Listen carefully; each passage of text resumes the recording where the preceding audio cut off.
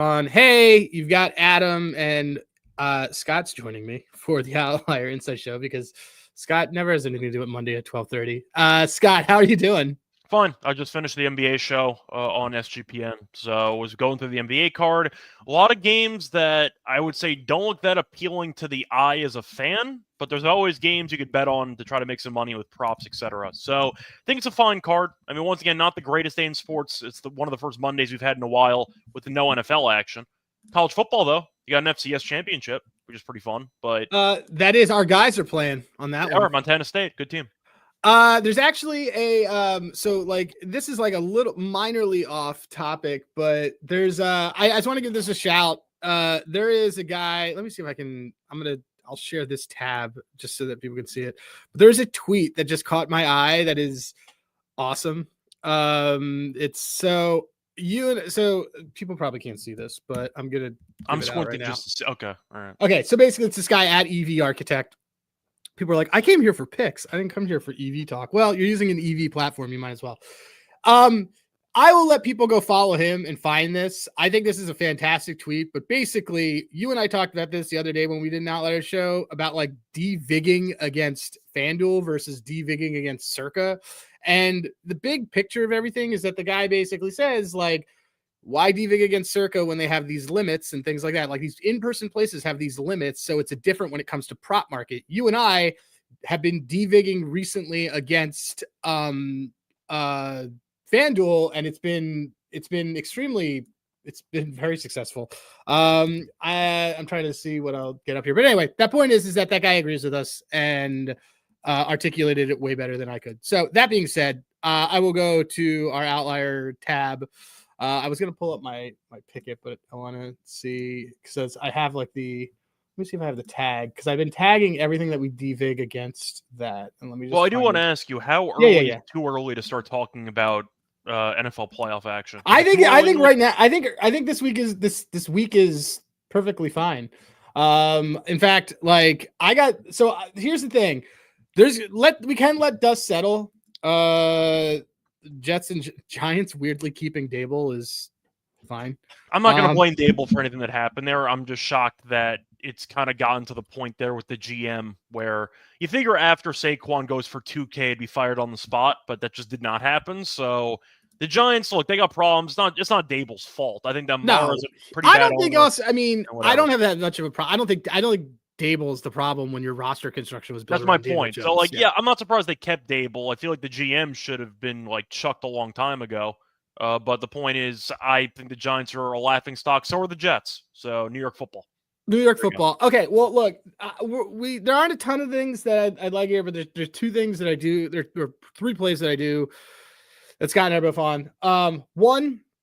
So look, dogs have covered in this new extended playoffs, but I think Scott and I can both agree that the addition of the extra wildcard team has done nothing but really made week 17 and 18 more valuable. It hasn't actually increased any of the competition. In fact, I think it's basically allowed one more team in that probably shouldn't be in.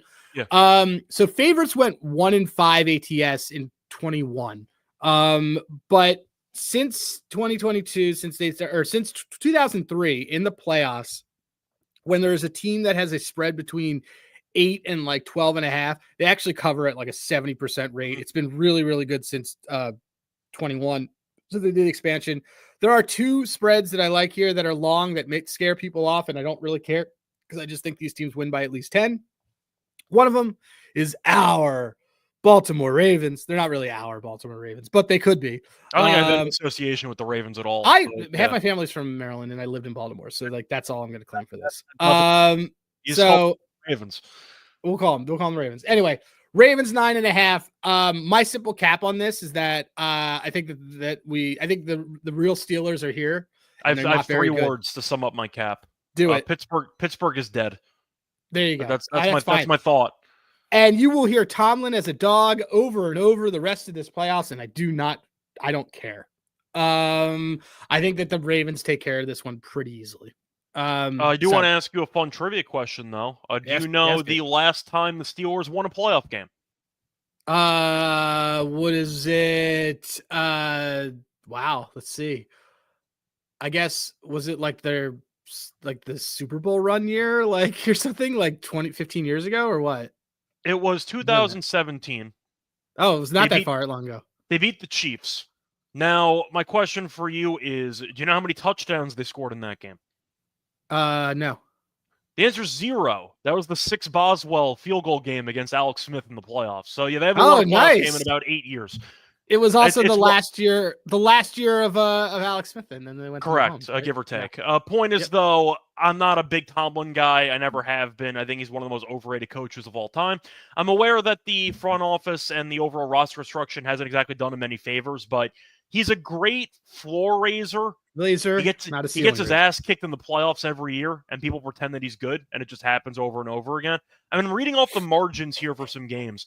Played the Bills last year, lost by 14. Played the Chiefs, lost by 21.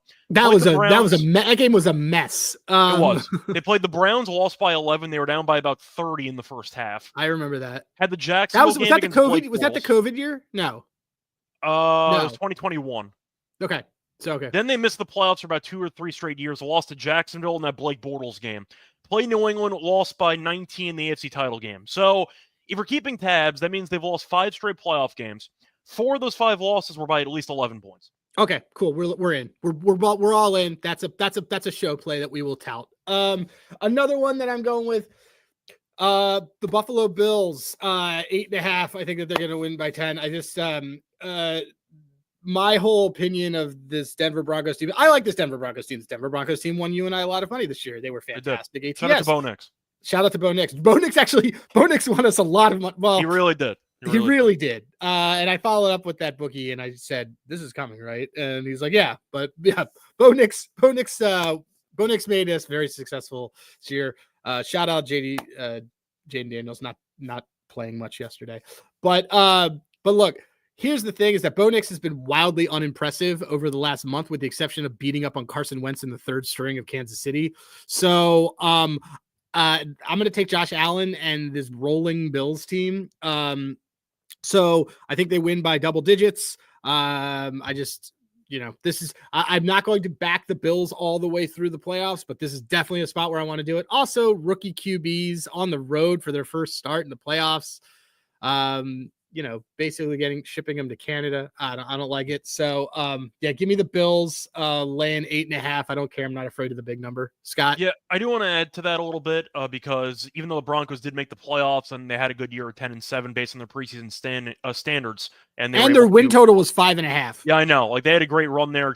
Props to Peyton for really turning Bo Nix into a solid pro in his rookie season. But do want to ask you about the Broncos because I don't think they've really beaten many good teams so far this season. Do want to ask you, they beat Tampa, who was a playoff team in week 3. Do you want to guess how many playoff teams they beat after week 3? 0. The answer is 1 because Kansas City benched their entire team. Yeah, right. So against good teams, they faced off against the Ravens, lost by 31. Played the Chargers in week 6, forgot that one, they lost by 7. Played the Chiefs with them trying, had the blocked field goal at the end, so that game was competitive, but still. The point is they haven't beaten many teams above 500 this season. That was also a letdown spot. We all saw that as a letdown spot for the Chiefs because they were about to go to Buffalo. Pretty much, but the point is the Broncos haven't exactly thrived against good competition. Yep. And the fact is they've beaten basically an asterisk 1 playoff team since week 3. And that was the Chiefs benching their entire roster. So the Broncos, I think, are overrated. Props to them for getting here, but we think that they are a very standard one-and-done team. Yep, I agree. And I think that they're not. I don't think it's going to be close. So anyway, taking that, and then the other one as we're moving through. I mean, this has gone against me, but I find it's a better number. I like the over in this Green Bay Eagles game. The line, there's line movement that it just indicates for some reason that Jordan Love might not play, but I don't agree with that at all. Think he's going to play, but I like the over in this game. I want to get us, since we only have 20 some minutes into things, but look, this Eagles, both these teams actually, when they want to do stuff, has offense. Eagles rushing defense hasn't been also fantastic at all this year still. But give me the over in Philly on Sunday afternoon. I don't know if you have an opinion on this or if you're just kind of like, yeah, it makes sense, especially since it's under a key number or what. I just think Green Bay's a weird team because they're 1-5 in division and their only win was on a blocked field goal. So like Green Bay has had a solid season, but I don't actually know how good. Oh wow! Breaking news: Christian Watson tore his ACL. But well, I was whatever. going to say he was expected not to play because he had a non-contact injury. I told you that yesterday. Yeah, I mean, he also just keep it. Let's also keep in mind he like never finishes a season. He also arguably has stone hands. Yeah, so that doesn't help he's out. He's just tall. He's either. a big body. Is the thing. Correct. The point is he's a field stretcher, so he opens up stuff underneath because you have to worry about him, even though he really can't catch. But I guess the question is, does that reflect in some props? Do you think that numbers are going to be inflated for Dobbs, for potentially Reed? Like, I gotta look. I mean, the thing is like Dobbs isn't the kind of, so it matters on matchup. Like the reality is that Wicks and Reed are a little more versatile. Versatile guys kill the Eagles. Like that's just what happens. And like Reed can rush it and do that. Like he's the kind of guy who will do that. Dobbs is fine. He's probably going to get a lot of the targets. I mean, like that's the thing I like here is probably I'm going to be on like Jordan Love under rushing. I'll probably be, and then you and I can kind of dive in looking at Reed or Dobbs on there. But I like the overall in this game. I just think it's just going to be a competitive. This game was competitive in Brazil, and I mean, I realized that was the first week of the season, but the game was also a lot of fun. That game had like 70 points. That game was awesome. I don't see why this would be any different. I'm just locking in. I'm making since I already took it on our local, I am actually making this a 2-unit bet. The Bills and the other one. I'm in. I'm circling the wagons on that one, but yeah. So I like Green Bay here, or I like Green Bay and Philly on the over. The offense is kind of rolling. The Eagles offense scored a bunch of points yesterday and they didn't even play anybody. So, anyway, let's go to the NBA slate. That's what we got for everybody already on NFL. I mean, did you want to talk about the Chargers game or something, or didn't want to? No. We can, you and I can maybe on like Wednesday, like look through, playoff props for like the whole thing. Right, like, that's fine. Like, because that's a fun one for you and me, where it's like, hey, like, do you think Pacheco will lead in rushing again, like 20-1, like he did last year, like stuff like that. Like, I bet you Saquon's going to be like 2-1 to lead in rushing, and I don't know if I'd take that. It's about quantity. You got to get to the damn Super Bowl. Yeah. Well, I mean, but a lot of the stuff is going to be won early, just because like these are. I mean, you start to change what happens in there. Oh, wow. Pacheco's probably not going to win it, though, because he has a bye in the first round. So that's probably not going to help his case. But he's not helping us. All right. NBA slate. Let's see. Okay, so you just did your SGPN show. Are there things that have stuck out to you that you want to go to game-wise that we can kind of dive a little bit in? Yeah, so it is the late game. Betting, by the way, I'm just betting the Ravens here on a real book, too. I'm in for both of these for 2. I just am. Shout out to Arthur Smith, who got a head coaching interview with the Jets after not doing anything offensively for 3 straight weeks with the potential division on the line. So what a stud! Yeah, what a stud with a mustache. Pretty much. For the first game, it's actually the late game. I like the Kings team total over at around 112.5. Let's take a look. Oh, this is a low total for that. Well, that's because it's the Heat. Heat have been a mess. Real mess. He had 130 plus to Utah last game at home. Gave up 128 to Indiana. Kings have won 4 straight. Now they play bad competition. I don't think Miami's that this good, is it. But it's a pretty low number for a team that plays very up tempo. I think that 112.5 is too low. Let me just take a look at what we've been doing. They are on a back-to-back. It's fine. They alternate. It's like not amazing. It's not terrible. No, it's not bad. The last 7. Well, the good news is that if they're off a back-to-back, they went an hour. They were in, or they didn't. They're home. They were. There's also a back-to-back, but they beat Golden State by 30. So so they didn't have to play anybody. Yeah, pretty much. Yeah. So, I think that this is good. I can get behind this. Mostly fading Miami at this point because Butler ends up stepping away and they give up 130 at home. That's not a good sign. It's a back-to-back. They didn't have to play anybody, and they don't have to worry about travel or something for tomorrow. So there's no reason why people have. And Fox also didn't play yesterday, so Fox could be playing in this game. Oh, I didn't even notice. Why are they only a 4-point? Why are they only a 4-point? There's still some rumors about Fox not playing. He's questionable, so that's why would he not play? But I don't know if that's going to matter as much. Well, he missed the last game, so he's banged up a little bit. But I was figuring they benched him the first game to play in the second game. But who knows? Okay. Even if he doesn't play, though, they scored 129 against Golden State yesterday. Yeah, that's fine. I'm into it. Okay, cool. I'm into it. Is there any other games that you looked at that were total and things like this? Suns and Sixers game I really want to look at just because This is like the kind of game that the Sixers end up like. I mean, Sixers have done well against the Sixers. Suns. Tend to get up for these type of games. Yeah, they actually really get up for these. I don't want to back Phoenix. They changed the starting lineup around. Beal's not starting. Nurkic isn't starting. Beal stinks. Correct, but he's getting paid a lot of money for a bench player. Royce O'Neal's injured, who's actually been good for this team this season. Philly, I think you could argue that as bad as they've been, they're kind of in the same boat as Phoenix. Phoenix stinks. But the Phoenix team's horrible. I don't want to back this Phoenix team right now. Yeah, well, so the Sixers had a horrific start. Correct. They've been better lately. They've been a lot better lately. The Sixers also went to Boston and beat Boston. Yeah, my point is Philly right now is better than Phoenix right now. So I'd rather just take the 2.5 at home. Okay, so last time Joel Embiid played, that's really what this comes down to. Well, they got killed by the Warriors a couple days ago. And he played. Yeah. Yeah, so this is their first game back after that trip. So he had to play on. They've had time off. He should be playing. He should be playing. So. If he doesn't, Kelly Oubre rebounds is what we like. I was going to say, who's going to guard him, though? Mason Plumlee? Yeah, he's going to eat Plumlee. That's what I'm saying. Wait, is Nurkic still suspended? They benched him. No, he's coming off the bench now. They're using Plumlee as a starter now. That's not what I would do, but I don't think Nurkic is any good, so I can understand. He's not, but it's still not like what I would do. No, they need a big body to guard Embiid. I think Plumlee's arguably better for their overall team right now, but for the matchup, no, Embiid's gonna eat him. Well, so this is what I was thinking of before when I know that Beal was on the bench. I like Grayson Allen too. Specifically, do we want to do his? You want to do his threes, or do you want to do his? Minus 140 for the threes. I don't know if I want that. I would do the PR. You want to do the PRA? Can I just see the hit rate for the last couple games? Yeah, he's kind of killed it. Yeah, I kind of have to. This is and no O'Neal. He's gonna have to play. And no O'Neal. He also just we know he's gonna play the final stretch. This is very low. Yeah, it's very low. So, yeah, let's take it. Sixers have been good defensively against guards, but. I just think that there's two guys that are going to probably have the ball in their hands at the end of this, and it's going to be the three if you count Booker, but Booker doesn't really have the ball in his hands at the end of the game. It's KD, and then Grayson will be in there. So yeah, I actually like Grayson Allen a lot in this spot. Okay, that's one. Let me see if there's other stuff overall that we were looking at. There is one very questionable favorite on the card today, which I couldn't back. It was the Timberwolves. Their favorite against Let me see. I have to look through.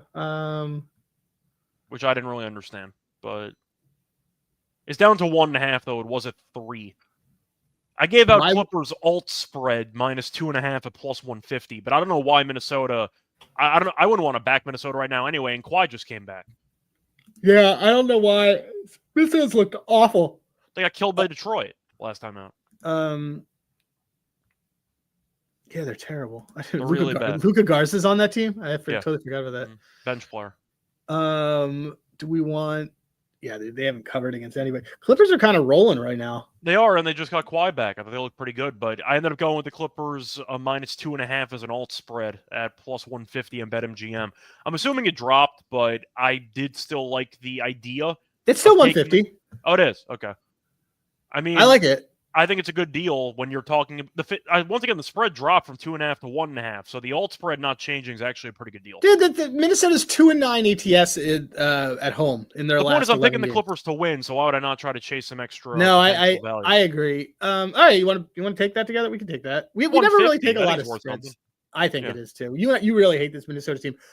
This Grizzlies team where basically everybody fucking gets to run is a fun one. Hold on. Let me just see. Do you have in front of you anybody who's questionable injury-wise that had popped up for you? Big time? For Memphis, the entire team's probably not playing. Bane's doubtful too. So if you want to go for some usage guys, maybe Pippen, maybe Wells. Jaren Jackson. Wells is fun. Wells is fun, but the problem is that Dallas will probably push a lot of Gafford if everybody's out and Lively. I mean, did you want ED rebounds or something because Jaren Jackson's allergic to rebounding half the time? No, I would take. Let me see what we got here. Are they really not a game? Because both teams are very short-handed because Kyrie's not playing either for Dallas. So. Is Kyrie hurt? Yeah. Okay. I know, seriously hurt he is, but he has an illness apparently, so he's not going to play. Is it AIDS? It could be COVID. I don't know what it is, but it could be COVID, or it could be anti-Semitic remarks. It could be one of the two. I don't think Kyrie's celebrating January 6th, so he might. You don't think? Well, yeah. Shout out but, that a lot of guys that took off today are said. I mean, I'm really surprised Grayson Allen's playing. To be totally honest, that's why he's gonna have a legacy game tonight. Is that we're betting him? What do you think? Yeah, legacy game for Grayson Allen on January 6th. Who else is a arguably hateful white dude that that we could find that's in here? Not really one prop I did like it's unrelated to this topic of conversation was Chris Paul assists today. I was a fan of that. Okay, you want to go? Let's go to that. Let's look at that game. Because I got to look at some other injury stuff before I dig into that one. But CP's been great. By the way, that game where you were like, why didn't we take his rebounds too? He still finished out with 0 rebounds and 8 assists. Yeah. Where he had none after the second half, which was... Oh, there's actually a pretty funny joke to that, which was Paul ended up having a really bad beat for the 8.5 because he had like no assists in the final 2.5 quarters. But yeah, my local gave me a win. So I just got because at one point he had 9. Yeah, so they just didn't correct it. They just gave me the win. So I got an undeserved profit. That's what happened on that game. Whatever. There's a dude who were literally trying to... Oh, who, by the way, Angelo texted me back. Okay. I don't know if you should name drop him, but yeah, okay. Oh, I don't think that's his real name. Okay, whatever. I definitely don't think that's his real name, and this is fair enough. Either way, like I'm confident that's not his real name. We had a nice win over the weekend with tell Panthers. Everybody. So we had the Panthers. That actually almost turned into a sweat. I mean, not really. We needed less than 59 points in the. They scored 41 points. Yeah, that means they needed a casual like 3 or 4 touchdowns in the fourth quarter, and that just didn't happen because they went to overtime. But we had the Panthers to go under. I think it was 355.5 for total points, and they had 341. So we faded Bryce Young for an entire season and made money. So can't complain. So yeah, that's how that went for NFL Sunday. But you have any thoughts on the Chris Paul one because the total's pretty high? The Spurs scored 124 in the first meeting. Just had a monster game, by the way. Well, I was going to say, Wemby didn't play in the first meeting, and they still scored 124. And Craig's still out for the Bulls. They can't really guard anybody. I don't care about Craig. No, but defensively, he's fine for the Bulls. So I mean, Chris Paul plus money for the assists, I'll take. But I'm also was curious if we wanted Castle. Okay. Because Castle's been taking a lot of those minutes from Paul. Honestly, he should. Chris Paul can't shoot. I agree. His shooting numbers are... I mean, so I like this a little more. Okay. That's fine. That's why we're on the show. We're discussing. That's why we are discussing. Over 4.5 at plus 110. Can I just see the minutes for Castle recently? He didn't... He's too good to play 15 minutes. What the hell are we doing? Well, no. He went to overtime, too. I know, and they just let Paul play the whole thing. I know. He can't hit a shot. I understand Chris Paul gives you some leadership and some basketball IQ, but Castle's really too good to be playing like 19 minutes. This is really... I think this is really... This I don't... I like it if he was guaranteed to play about like 23, 25 minutes, but that's just not a guarantee. His minutes fluctuate depending on what the coach feels. Yeah. Which is pretty annoying. Okay, that's fair. Okay, well, we'll take Chris Paul because we know that he's at least going to play 30. Yeah, maybe a double-double's worth a look, actually, if we think he can actually get the 10 points. It's a big if.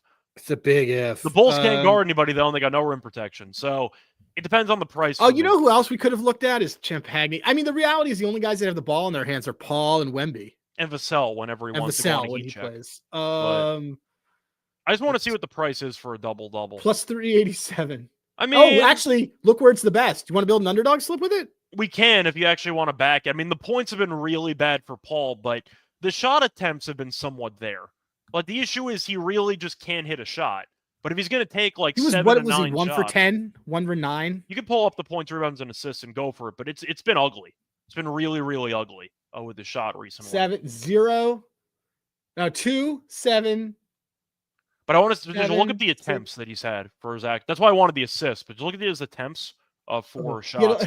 He can't shoot. 3 for 11, 1 for 9. But there's volume there. So if he ends up taking 8 shots and he makes like 4 of them, that's really not that bad if you're penciling him in for 10 assists.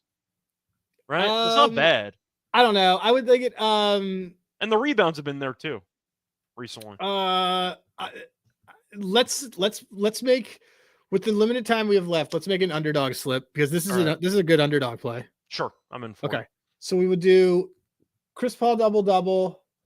Once again, And if you want to then- play it safe on an actual book, you could do 8.5 assists, but we'll get bold with it. No, we put that in. I gave Yeah. that in as the actual. That's an actual play here. That we're And the Bulls we know are terrible defensively. Yeah, so we know that. So I'm not as or like they're I'm not worried about that at all. Like and then let me see. Is there something else that I really liked?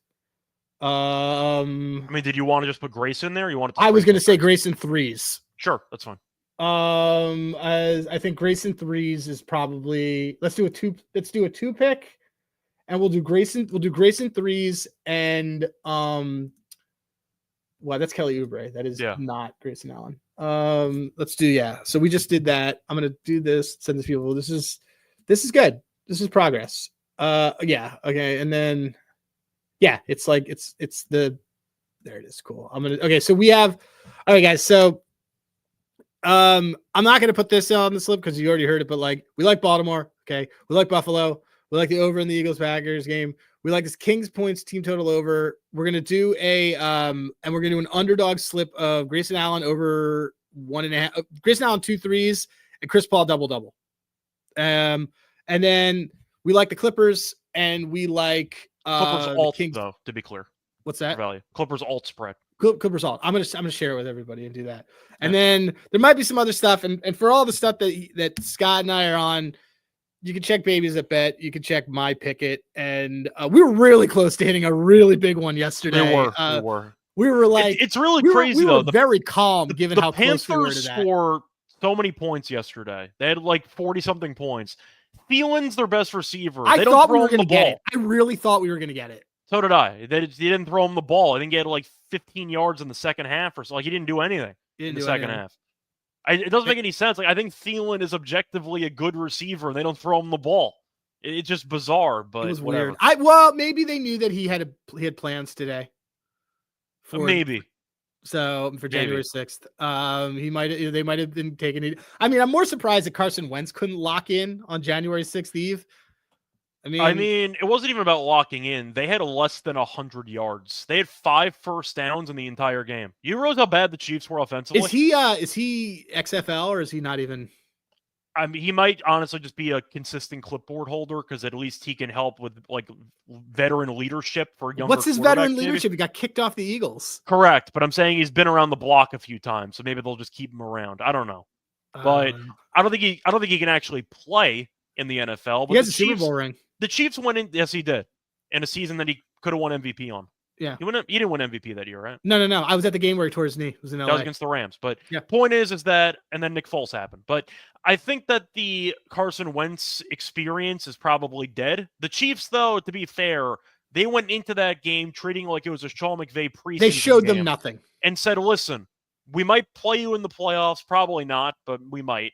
So we're just going to run the ball up the middle and do nothing the entire game and just punt. And they're like, all right, sure. Thanks for the free playoff spot. So, yeah, I didn't learn anything from that game at all. The Broncos beat a team that wasn't trying. Is that basically the sum up of that? That sums game? It up. The last thing I'm going to show people is we talked about at the top of the hour.